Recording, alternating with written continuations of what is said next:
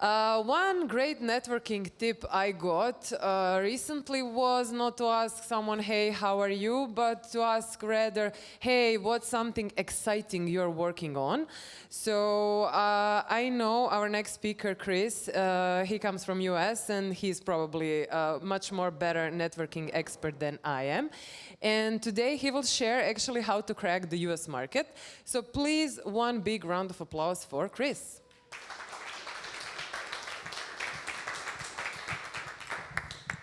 Okay, if you were in the last session, we can't use words like that in this session because my daughter's here, so she's very moldable at this age.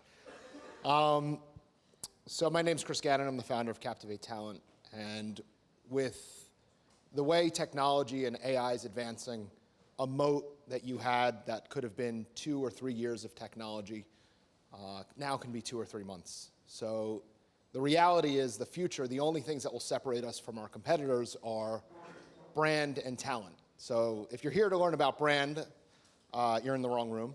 I'm going to teach you a little bit about talent and how much it will matter in the US. So real quick, I've been doing this for a long time. The old headshot is proof of it.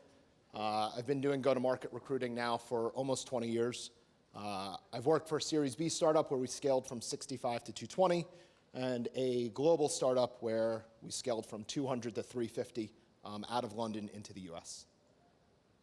Here are some of the logos we've worked with over the years, some recognizable companies over that, and I just counted this week. We've now worked with over 100 companies launching from Europe, India, APAC, Israel, into the US. So let's talk about this. I love this picture because when you ask AI to give you a picture of what the US market is like and if you should expand into it, this is what you get.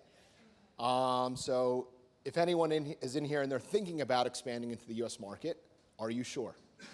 My thought is yes, you should be sure because the market is expected to be over 400 billion in market cap in 10 years. There was 93 billion invested in Q4.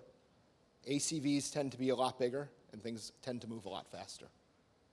So if you have hesitations about tariffs, economic climate, whatever it might be, just remember every 4 years that changes in the US, so plan for the future.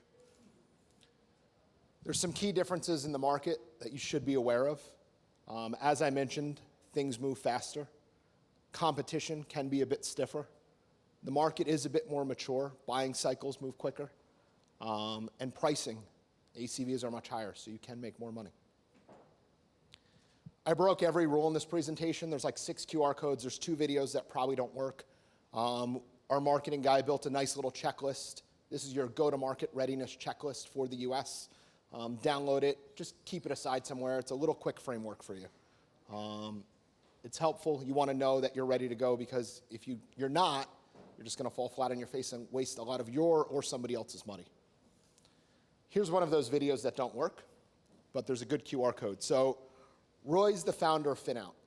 FinOut's been really successful so far in the US. They've scaled from Series A to Series C. They're an Israeli FinOps company. And Roy in this video talks about how the US market pulled them in. They started realizing that their product was selling there. They didn't force the issue. And once they realized that the market was speaking to them and pulling them in, they knew it was time to go and start scaling and start hiring. It's really important when you're entering a new market, any new market, that the market's ready for you and you're ready for it. Here's that video that doesn't work. So how do you enter a market? In 334 BC, fearless Macedonian emperor, Alexander the Great. If there's any Bulgarians or Greeks in the room, I'm sorry. Macedonian. He sailed against the Persian Navy. At the time, the Persian Navy was the biggest, baddest in the world. And they landed in Persia, and he instructed his generals to do one thing. He said, burn the boats. And his men looked at him and they said, how are we going to get home? So the only way home is through victory. You have to enter the market the same way. You are entering a market where things are bigger, badder, they move faster. If you're a unicorn here, you might just be a player over there. Competition is fierce. They are usually going to be better resourced. The only way forward in that market is to burn the boats. You have to commit.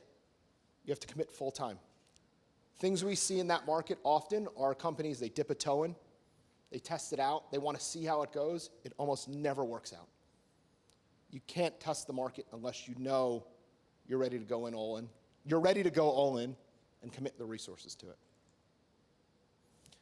Now, after we talked about Alexander the Great, he probably got his legal and compliance team together to make sure that when they burned the boats, they did it legally and safely.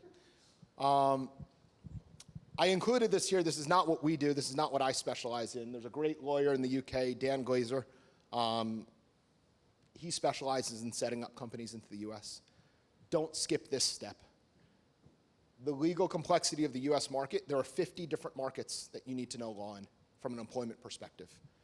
If you skip that, you can open yourself up and your company up to exposure that you don't want. So just make sure that when you enter the market, you know the difference of what state, what you're incorporated in, who you're hiring people in, your payroll taxes. You don't want to miss those things because you'll get a lot of mail and then they'll come after you. So where you incorporate in the US market is almost important as where you put your office or where you establish your beachhead. If everyone in here is from Eastern Europe or Europe, this is a really hot space for tech startups. San Francisco is great. If you're an AI startup and all your customers are in San Francisco, go there. If you're not, do not go there. It is the most expensive market in the US. Talent is at an absolute all-time premium, and you are at least 7 hours behind your current company, your current team. It will be an absolute nightmare, and then every time you have to go to the office out there, it's a 14, 15-hour flight, not a 6, 7, 8-hour flight. And you should be going every month, twice a quarter, 3 times a quarter. That's a lot of flight miles that you don't want, and your family probably doesn't want. So here's our recommendation when you enter the US market. Here's 3 cities.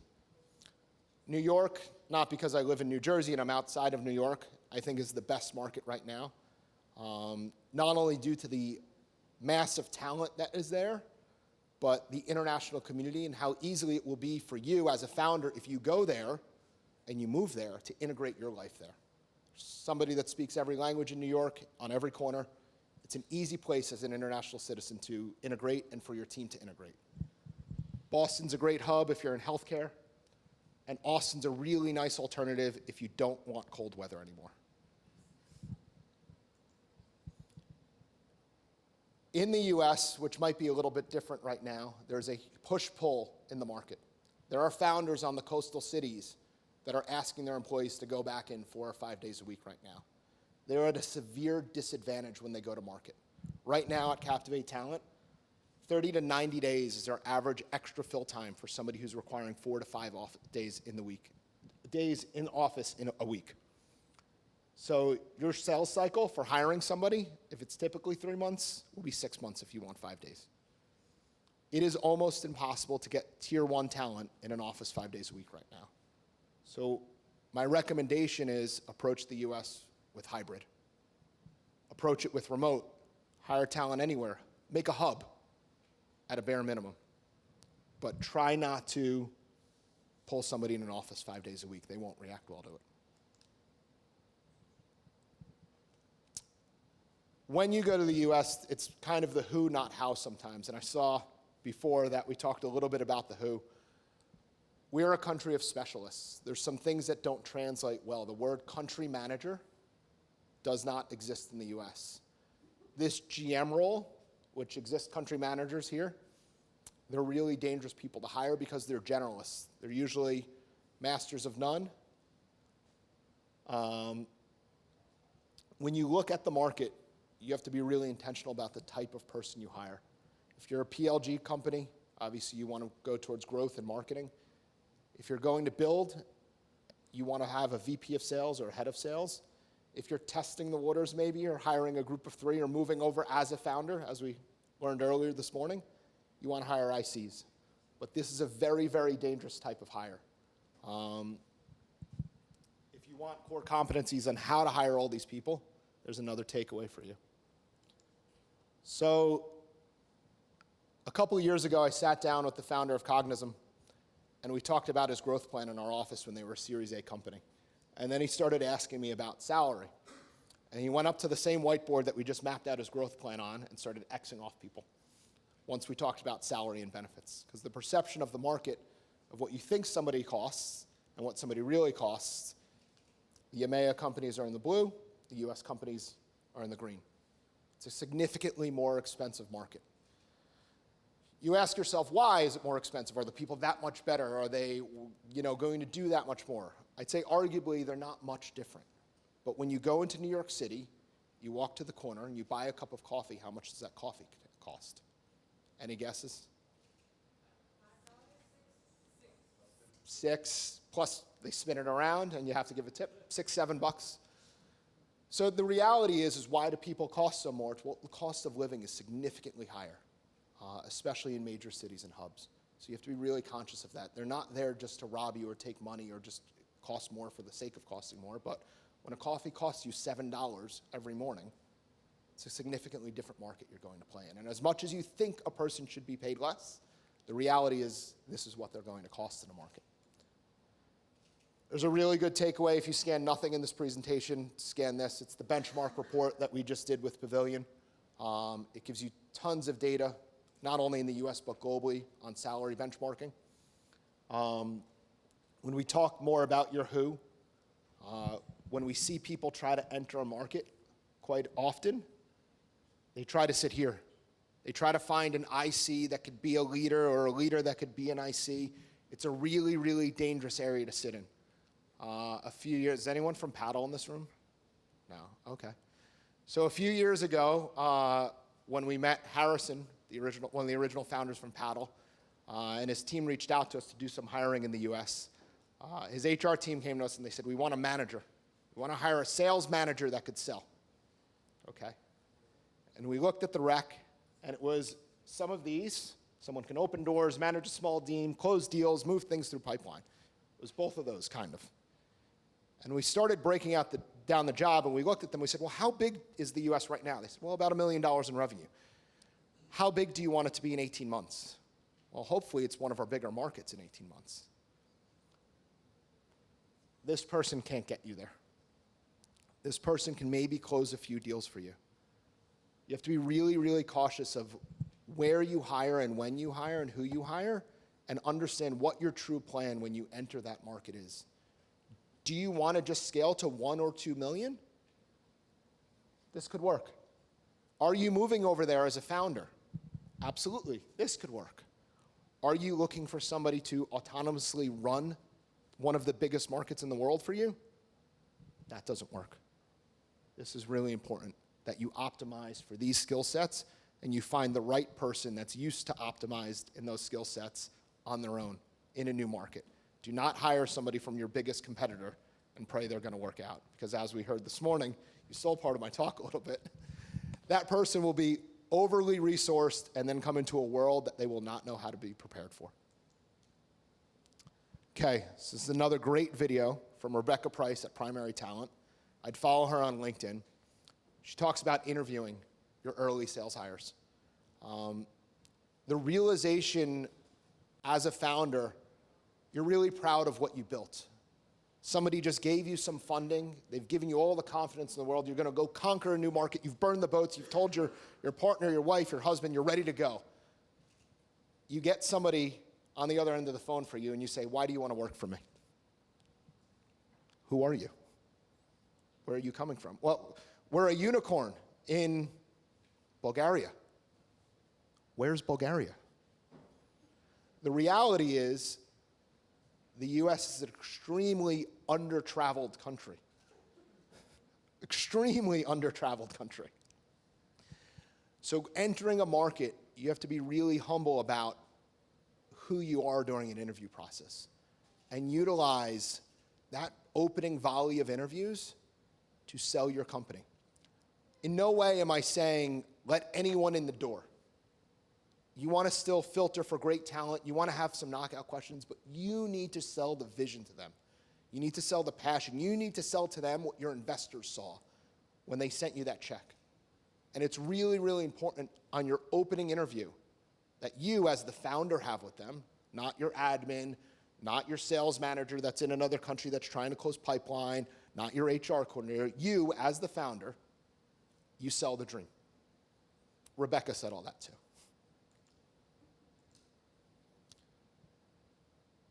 So some common mistakes that we want to avoid when we're hiring in the US is, first, we already talked about this, when you hire without a strategy. You need to start to build a plan. You need to realize where you're going to be in 6, 12, 18 months. You cannot treat hiring as an administrative task. As a founder, you need to be on the front line when you are entering a new market. I don't care how big your company is, somewhere else. When you are entering that new market, whether it's the US or any market, you have to be involved in it. And you have to be involved early. We have a customer right now. The founders are adamant about being at the end of the process.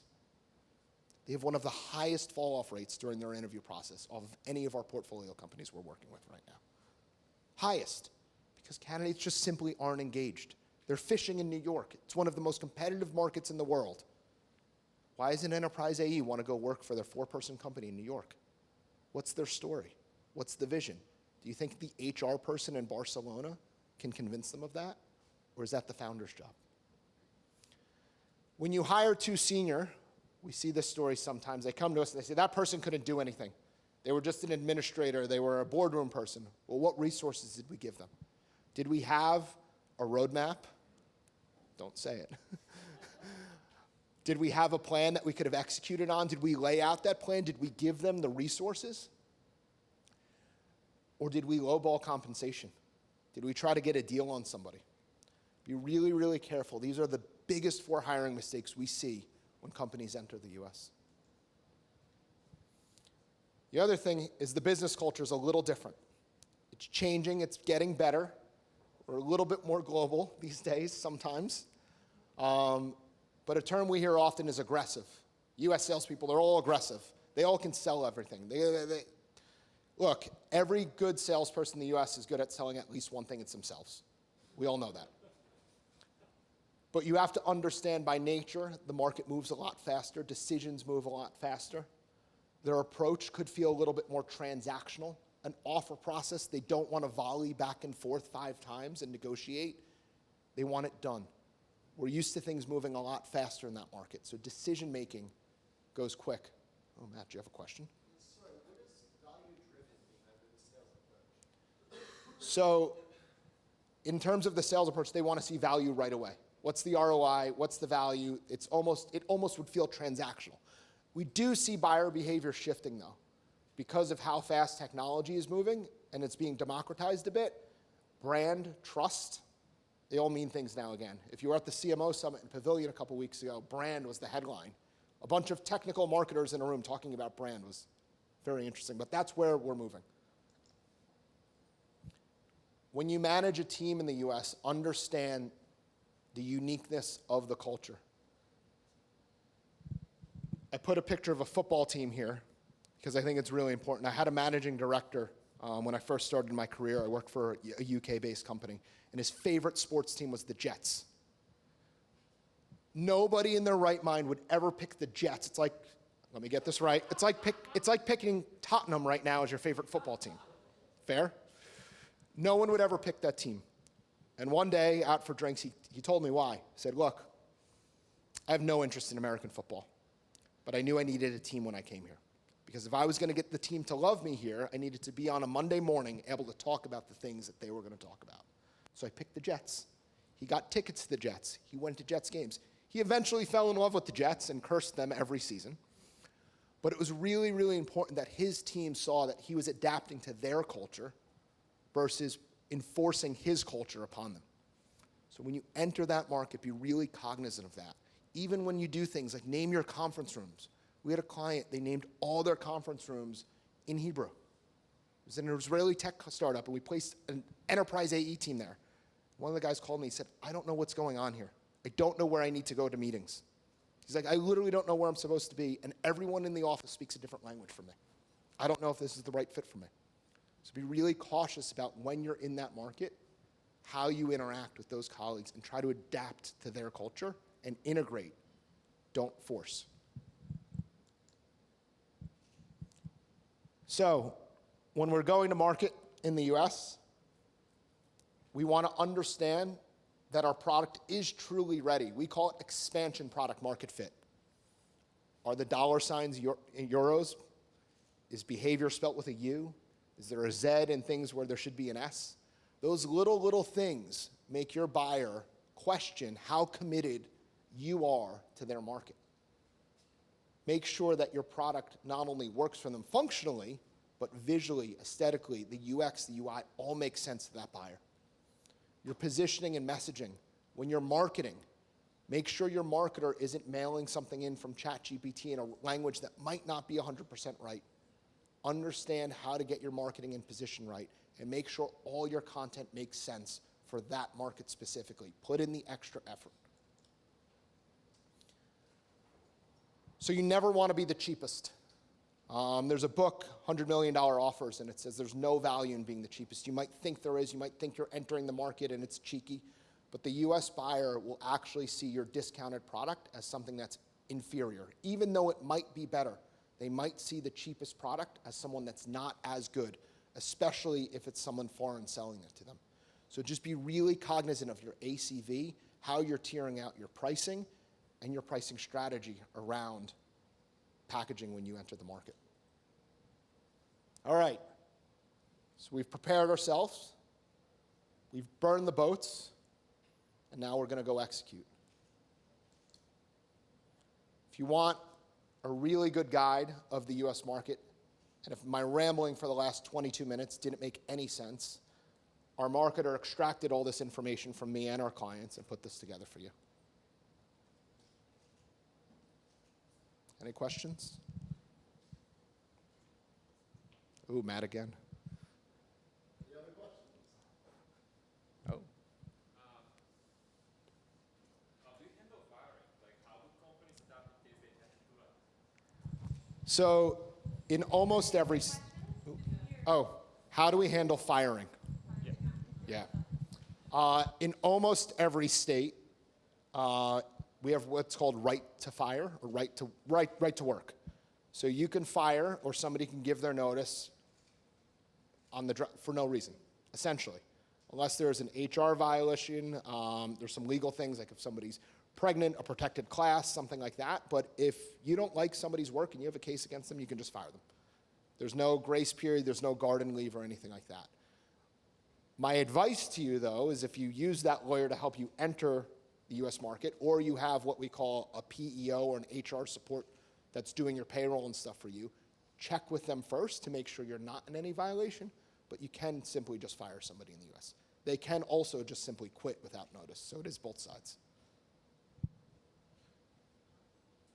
So on this burn the boats thing, I just don't love these all or nothing strategies. Is there a way to kind of validate whether you can sell your product in the US before you start hiring people in Delaware Corp and all that? Can you just like try to call them from Europe and sell the product? Or? So our belief is that if you have a really refined, tight sales team here, you can try it with them, but the founder has to be on the front line of that. So Roy, in that video, spoke about how he was the one validating the product in the US, and then they knew the market was pulling them in, and that's when they went. So when I say burn the boats, I don't mean blindly do it. Close your eyes, have some strategy. Alexander had some strategy, I'm sure.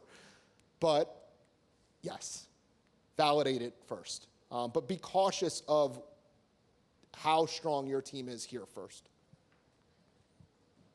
Anyone else?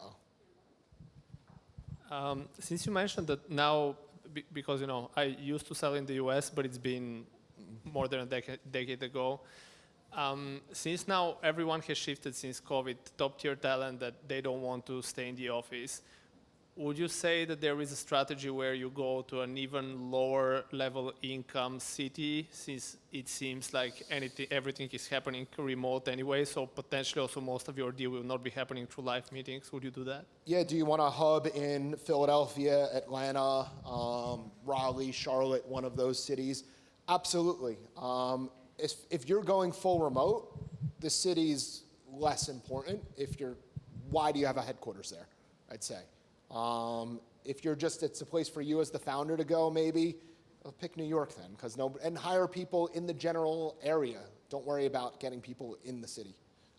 But yes, you can shift to like a Philadelphia, for example. In disclosure, we did Miami because I thought that being close to the Caribbean would be nice. Yeah, look, yeah, Miami. Anyone else? Oh, Yeah, so you talk a lot about hiring, but the founders are usually based here in Europe. My question is, how often should founder or founders be in the US and kind of, teach the salesperson, how to do it? Or, should they relocate there? Because usually what we see here, with European founders, they go to US, set up operation, do the first sales, and then they hire the first salesperson. What should be the right way? so we strongly believe that founders, when they move, not only are they able to stay closer to the market and understand, but it also shows a commitment to not only the people that they're hiring, but their customers, that they're there for real, and they're not going to be one of these companies. Look, in cities like New York, there's a lot of candidates that are at a senior level that have done this motion and have seen the company back out.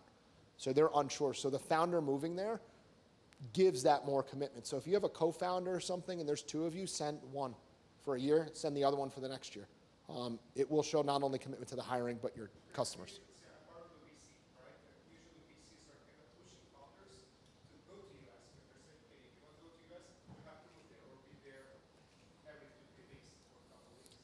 So look, if you find the A+ VP level player, you don't need to do it. If you're hiring anything but that, you absolutely have to, because who's going to translate all the feedback from your customers, your sales pitches, your product? Who's going to tell the engineering team what they have to be building on their roadmap next? Sorry. It's really important that the founder's extracting all that information from the US. So let me jump a little bit on that and add the existence of constraints. When I think back 3 years ago and we started hiring in the US, we could not afford A-level salaries and we were under time pressure, obviously, right? So sometimes you cannot get what you want in the time frame that you needed. What we did back then is this hybrid setting, right? So we send talent over for a year or whatsoever. Do you have any recommendations in that context? Knowledge transfer from where it was founded to the country for a limited time period? I do believe that sending the right people gives you an absolute advantage. We've seen companies send the wrong people, though, many times. They go out onto the sales floor. Who wants to go to the US? The one guy's like, yeah, let's go to New York for a couple months. It'll be great. Be very, very, very cautious about who gets sent, what their mission is, and have very, very clear objectives around what they're supposed to do there. So yeah, knowledge transfer is great. It brings product knowledge, it brings culture in the right way. So anyone else? 1 minute? Oh, 2 minutes. Hi. I would like to ask, and sorry, forgive me if you covered that because I joined a bit later. Would you say that from the standpoint of the US buyer, having an entity there, like, many companies launch an entity in San Francisco or whatnot, does it make a difference? Or like they know that, Like where physically you launch the entity? Yeah, that's like, right. Just from a paperwork perspective? That's right, yeah. No, and a good lawyer will probably tell you Delaware, because that's where most companies want to set up. I'm just asking from the standpoint of the buyer, though, the US buyer, do they, when they see that, they are based in San Francisco or like Delaware, whatever, does it make a difference for them? Like, I can trust these folks, or? I don't think a buyer would care where the entity is set up as long as there's a US entity, especially if there's certain security, compliance, that type of stuff that they have to do. Anyone else? That's it? All right. Can I ask Thanks, you? sir. Okay, let's do the final question because we are on the agenda. Thank you for this last question. My question is really around building a US-based team outside of US. Have you seen any successes in that, and what are the big pros of building a US-based team in US versus offshore? Building a US-based team outside the US, like near shoring, like from into Brazil to sell into the US? Like EMEA-based companies building a team in Europe, really going after US-based customers and working from here. Look, it works to a certain degree, depending on the buyer, depending on what you're selling, but After a while, buyers can get a little finicky and question like, why don't you have a team here? What happens with my customer support at 4 o'clock in the afternoon when your team's asleep? Like, that's the type of stuff, especially when you go up to enterprise, that'll start to break. Do you know of any examples, success examples, or? I can think of some after, not in 28 seconds. Super. Thank you, Chris. Thank you, everyone.